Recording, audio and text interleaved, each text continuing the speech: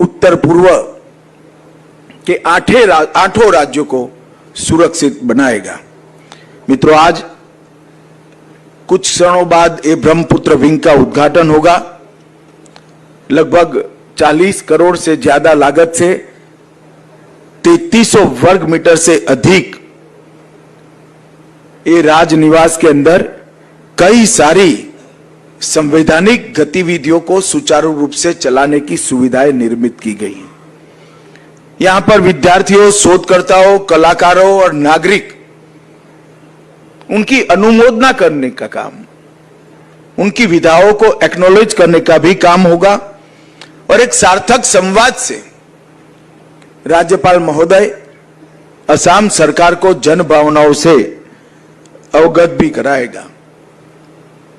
और ये जो दृश्य यहां से दिखाई पड़ता है, सागर जैसे ब्रह्मपुत्र को देखकर मैं लक्ष्मणाचार्य जी को कहना चाहता हूं, सबसे भव्य और सबसे सुंदर राजभवन आपके भाग्य में आया है, असम के राज्यपाल में आया। ये जो मनोहर दृश्य है वो सबकी थकान दूर करने वाला, सबकी चिंताओं का शमन करने वाला और जल से हमेशा नया उत्साह का सृजन होता है, उत्साह को बढ़ाने वाला है। मैंने आते आते देखा, हेमंत जी काम तो करते हैं पर दिखाने का कोई मौका भी नहीं छोड़ते हैं। गाड़ी में आते आते मुझे दिखा दिया कि 2 किलोमीटर लंबा यहां पर एक बहुत सौंदर्यवान सुंदर कॉरिडोर बना रहे हैं, जो ब्रह्मपुत्र के किनारे पर राजभवन के ठीक सामने पूरे गुवाहाटी के लोगों के लिए अपनी शाम को परिवार के साथ गुजारने का बहुत आकर्षक केंद्र होगा। ये बहुत लंबी यात्रा के बाद यहां पर आज एक सुंदर राजनिवास का लोकार्पण हुआ है। मैं फिर से एक बार हेमंत जी को उसको दूरदृष्टि के साथ बनाने के लिए और इसमें रहने वाले पहले राज्यपाल के रूप में लक्ष्मणाचार्य जी को बहुत बहुत शुभकामनाएं और बधाई देना चाहता हूं। मित्रों, 11 साल में मोदी जी ने इस देश के अंदर हर क्षेत्र में आमूलचूल परिवर्तन किया है।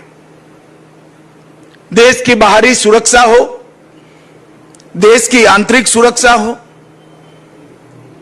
देश के युवाओं को स्टार्टअप के माध्यम से विश्व भर के युवाओं के साथ दो हाथ करने का मौका देना हो, दुनिया भर में भारत को उत्पादन का हब बनाना हो,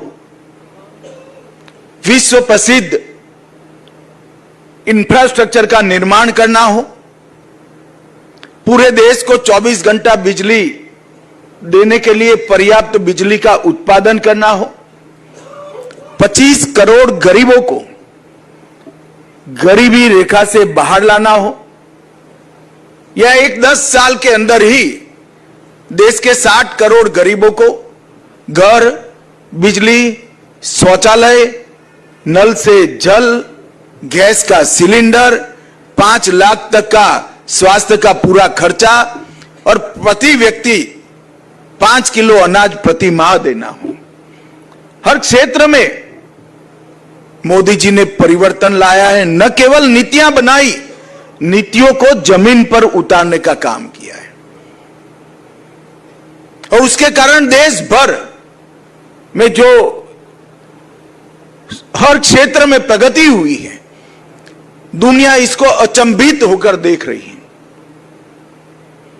और पूरी दुनिया में भारत के साथ साथ हमारे प्रधानमंत्री का भी सम्मान बढ़ा है। 27 देशों ने मोदी जी को अपने सर्वोच्च नागरिक सम्मान से सम्मानित किया है। वो भारत के लिए गौरव का विषय है। और एक ऐसा प्रधानमंत्री जिनको पूरी दुनिया सम्मानित करती हो, मगर भारत की राजनीति में कांग्रेस के नेता राहुल गांधी ने जिस प्रकार से घृणा और तिरस्कार की नकारात्मक राजनीति की शुरुआत की है, उसका निम्न स्तर का एक प्रदर्शन उनकी घुसपैठिया बचाओ यात्रा में देखने को मिला। ये घुसपैठिया बचाओ यात्रा जो उन्होंने बिहार में निकाली है, उसमें राहुल गांधी के स्वागत के मंच पर से नरेंद्र मोदी जी की स्वर्गीय माता जी के लिए अपशब्द बोलकर सबसे घृणित काम कांग्रेस के नेताओं ने किया है। मैं आज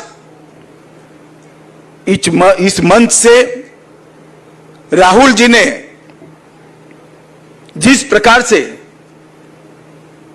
घृणा की स्तर बगैर की राजनीति की शुरुआत की है, उसकी और प्रधानमंत्री नरेंद्र मोदी जी की स्वर्गीय माता जी के लिए जो अपशब्द कहे गए, उसकी मैं हृदय से निंदा करता हूं। और मैं पूरे देश की जनता को भी कहना चाहता हूं कि जिस प्रकार की राजनीति, मुद्दा विहीन विरोध की राजनीति, नकारात्मक राजनीति, घृणा की राजनीति श्री राहुल गांधी ने शुरू की है, वो हमारे सार्वजनिक जीवन को ऊंचाई नहीं देगी, गर्त में ले जाएगी। और ये आज से नहीं है। मोदी जी जब से मुख्यमंत्री बने तब से सोनिया जी, राहुल जी, मणिशंकर अय्यर, दिग्विजय सिंह, जयराम रमेश, रेणुका चौधरी, हर कांग्रेस नेता ने मोदी जी के लिए अपशब्द कहे।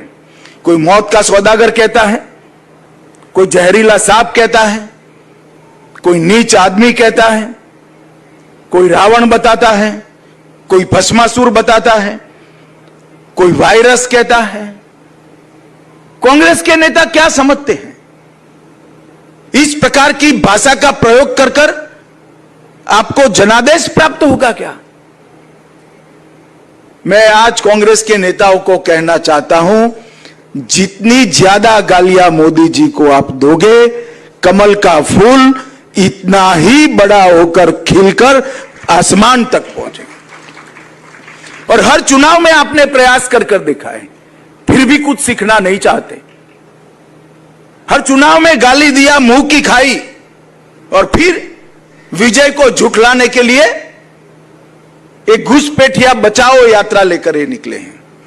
एक घुसपैठिया बचाओ और कुछ नहीं है। ये यात्रा घुसपैठिए को बचाने के लिए यात्रा है, अपनी वोट बैंक को प्रोटेक्ट करने के लिए यात्रा। मैं देश भर की जनता को पूछना चाहता हूं, कोई भी लोकतांत्रिक राष्ट्र, लोकतंत्र का आत्मा चुनाव होता है।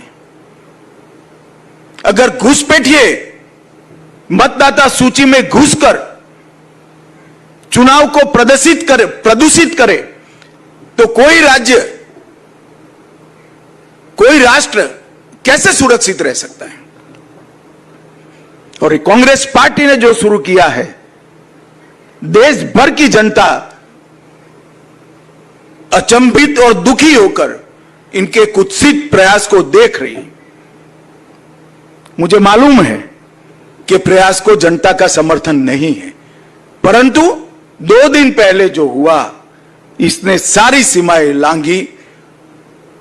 मोदी जी की माता जी का जीवन एक गरीब घर में अपने सभी संतानों को संस्कारित कर कर ऐसे स्तर पर पहुंचा जाए कि बेटा विश्व का नेता बने, ऐसे जीवन को अपशब्दों से बोलना, ये भारत की जनता कभी सहन नहीं कर सकती। और इससे ज्यादा राजनीति में सार्वजनिक जीवन का कोई पतन नहीं हो सकता।